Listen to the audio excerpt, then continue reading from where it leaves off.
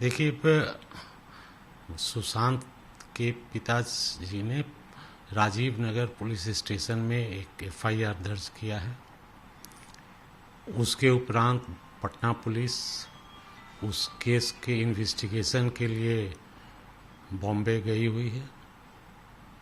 इसी बीच रिया चक्रवर्ती और माननीय सर्वोच्च न्यायालय में एक याचिका दायर की है, जिसमें वो एफआईआर जो राजीव नगर पुलिस स्टेशन में रजिस्टर्ड हुआ है उसकी वैधता को चुनौती दी है। उनका फर्दर कहना है कि बिहार पुलिस और पटना पुलिस के क्षेत्राधिकार के बाहर है। ये इनके क्षेत्राधिकार में नहीं आता है कि इस केस का अनुसंधान करें। और अंत में माननीय सर्वोच्च न्यायालय में प्रार्थना की गई है कि इस केस को महाराष्ट्र बॉम्बे में ट्रांसफ़र किया जाए।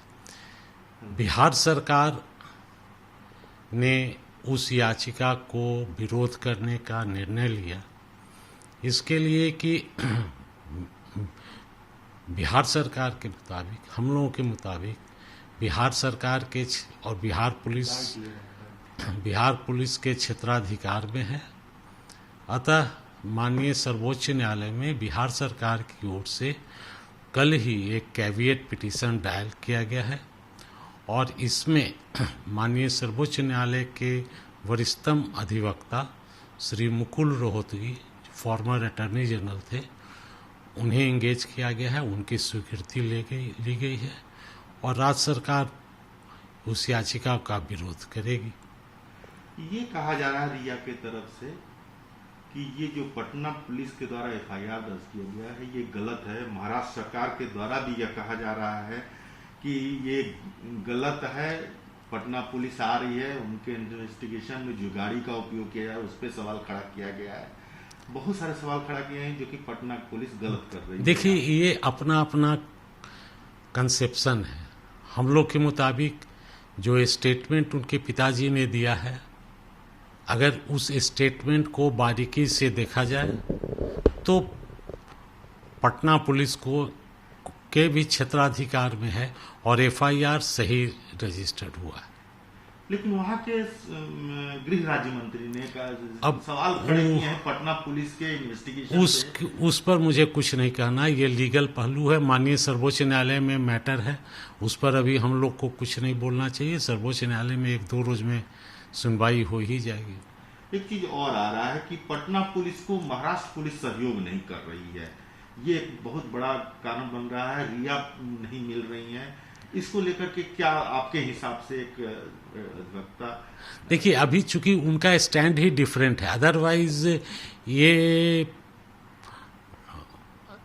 बराबर से रहा है कि जब कोई भी एक स्टेट का पुलिस दूसरे स्टेट में जाती है किसी केस का इन्वेस्टिगेशन करने, एक्यूज के तलाश में, ये तो अमूमन उस राज्य, उस प्रांत, उस प्लेस की सरकार, पदाधिकारी पूर्ण सहयोग करते हैं। नहीं सहयोग कर रहे हैं ये दुर्भाग्यपूर्ण है। लेकिन देखिए, अभी इस पर जैसा मैंने कहा कि सारा मामला माननीय सर्वोच्च न्यायालय में है। क्योंकि बिहार सरकार का स्टैंड सही है, हम लोग सही चाह रहे हैं, हम लोग सही अनुसंधान करने की दिशा में बढ़ रहे हैं, फिर सर्वोच्च न्यायालय का जैसा निर्णय होगा। एक चीज है कि जब महाराष्ट्र पुलिस अपना केस कितना वेरी करता है उसके बनिस पर देखिए, दोनों में डिफरेंस क्या है? देखिए, जहाँ तक मेरी जानकारी है इस संदर्भ में कोई भी एफआईआर, पहला एफआईआर यही रजिस्टर्ड हुआ है जहाँ तक हमारी जानकारी है। और दूसरा चीज़, ये सेटल लॉ है कि अगर कोई क्राइम है और वो क्राइम अगर होता है उसका लिंक 10 जगह है, 5 जगह है, तो जिस जगह वो उसका एक भी लिंक जो उस क्राइम के कमीशन को कनेक्ट करता है तो उस जगह का भी क्षेत्राधिकार होता है एफआईआर। पटना पुलिस एक और याचिका कल दायर की गई है पटना हाई कोर्ट में जी। पटना पुलिस से केस लेकर के सीबीआई को देने के लिए। अब इस पर अभी मैं कुछ नहीं कह सकता हूँ, देखिए क्या है। आपके जानकारी में है? जी, मुझे माने कोई ऑफिशियली नहीं जानकारी है, लेकिन ऐसे ही हमको जानकारी मिली।